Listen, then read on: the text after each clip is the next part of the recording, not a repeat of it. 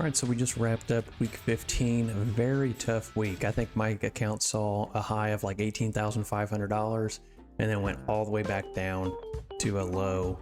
And we'll get into more of the numbers here in just a minute, but first I want to show you where I think we are in the markets and what we can expect next week.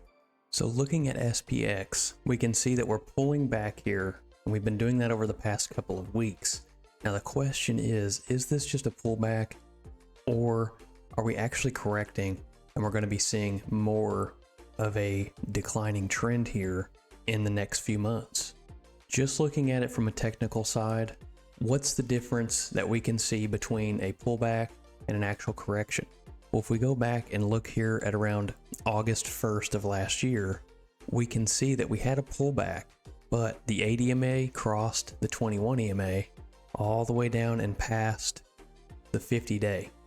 And we can see that even though we came back up, we still continue to make new lows down to the 200. So that was a correction here. That was a very long trend. But if you look up here at the beginning of the year, around December of 2023 and the beginning of 2024 in January, we have a pullback. Now we can see that the moving averages are actually pretty far apart here, and that we did have a pullback, but then made it back up and started trending up still. So we can see here that when we see that trend line start to change, and if we start to see that 80 EMA start to cross and the price start going below that 50-day, that's going to be a very big red flag that this downward trend may not be stopping anytime soon. So like I said yesterday, it was really good to see that we have some space here on this 50-day moving average, and that we're not actually breaking that yet. So we could still be seeing a pullback here. We haven't actually crossed here yet on the 80 EMA and the 21 EMA. So we can see if you look at the yellow number there, that's 51.7970, and then the 21 is 51.7775. So we can see we have a couple dollars of space there, which isn't much. I mean, we are very close to crossing that 21 EMA. We need the price to correct and change directions quickly for those moving averages to start diverging again.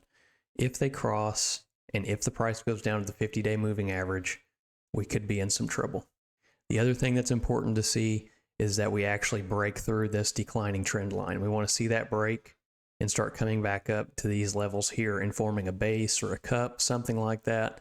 If we don't see that happening, if it starts shelving off and then falling, then that's also a red flag. So if we take a look at my current open positions, we have the 30-20-10 strategy, which I've paused. I'm not doing that. I'm not adding any more positions. I actually closed about 6 positions this week. Just whenever they become profitable, then I'm going to start pulling them off. I think I'm in too heavy. You can see my capital requirement is at $7,000 right now.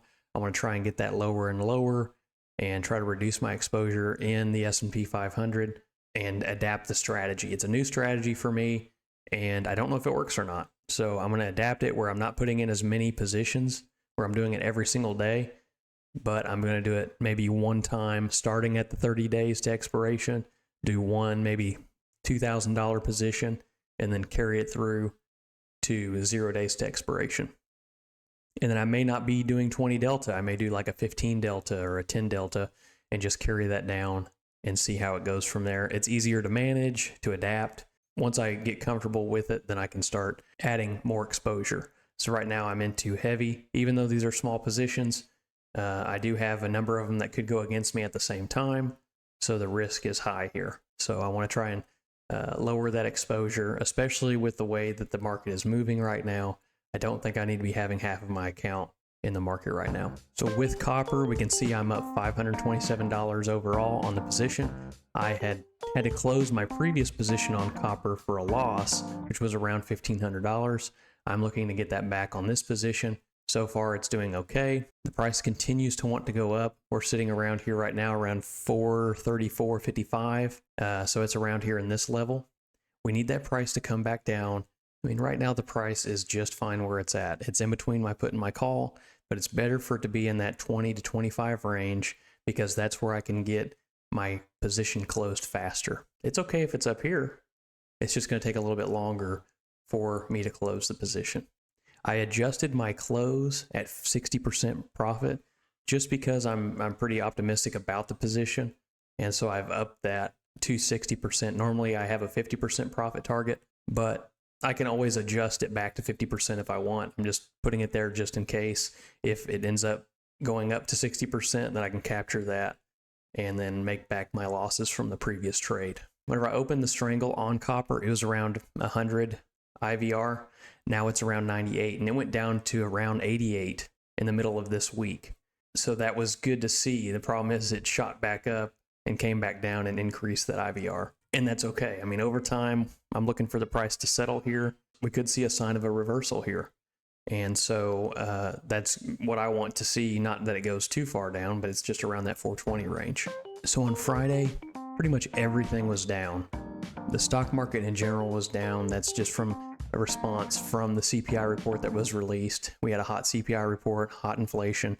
And so I think we had some people pulling out at the end of the week and everything was falling. The interesting thing about Tesla, though, is that it wasn't falling as much as the others, and it's staying in this base here. We can kind of see a cup forming here if we can get the price to go back up.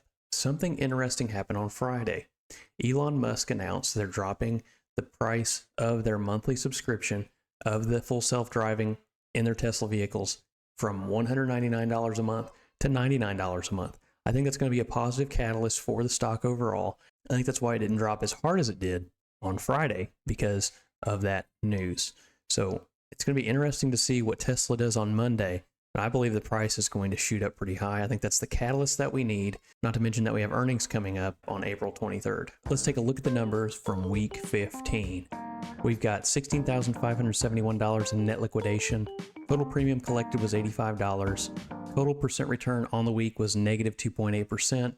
Total net liquidation on the year so far is $547. Total premium collected on the year is $5,815. And then percent return on the year right now is 3.42%. My goal is to get that to 50% by the end of this year. And if you want to follow me on that journey, hit the subscribe button. So overall, my account is down and I'm not collecting as much premium because I'm not trading as much and I'm closing positions, and that attacks my premium for the week. Not that I'm losing money on that, I'm just not showing as much net premium every week. So that's fine to see. I'm not trading as much, I'm holding my positions that I have, and my return is down because the stock market is down, my positions are down overall. But if you look at the premium that I'm collecting, it's $5,815 that I've collected this year. That's the energy that I've got in these positions. So when these positions actually work, and I'm not managing them, I'm closing them, then that's going to cause my net liquidation to go up very quickly. So even though I'm down right now, I mean, I started this year at $16,000 and I'm really close to that point right now, right? I'm only looking at 3% on the year when before I was around 21%. So what's different between the beginning of the year and now? That even though my net liquidation is down, I have enough premium collected that when my positions actually start working, then my account value is going to be going up quickly. So I need my positions to work. I don't want to have to manage them too much, but if I do have to manage them, then I'm just going to keep seeing this net liquidation stay where it's at pretty much. So the key lesson for me this week is that you're not always going to win every trade, and that your account value is not going to keep going up. You're going to be going up and down. You're going to have up weeks and down weeks. That's not what I need to be focused on. I need to be focused on collecting premium and making sure I'm managing my portfolio and not being too exposed to the market, not trying to blow up my account or trying to make my 50% return in 1 week, but to set a plan that's going to be successful for that 50% return.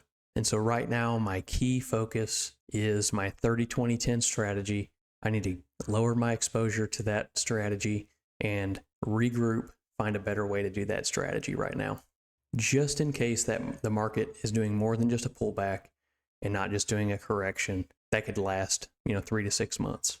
So I'm a new options trader, and like I said, my goal is to get a 50% return by the end of this year. Can I actually get that or not? Hit that subscribe button to find out, and maybe I'll share some stuff that I learned along the way. And if this video was a help to you, hit the like button, and we will see you in the next video.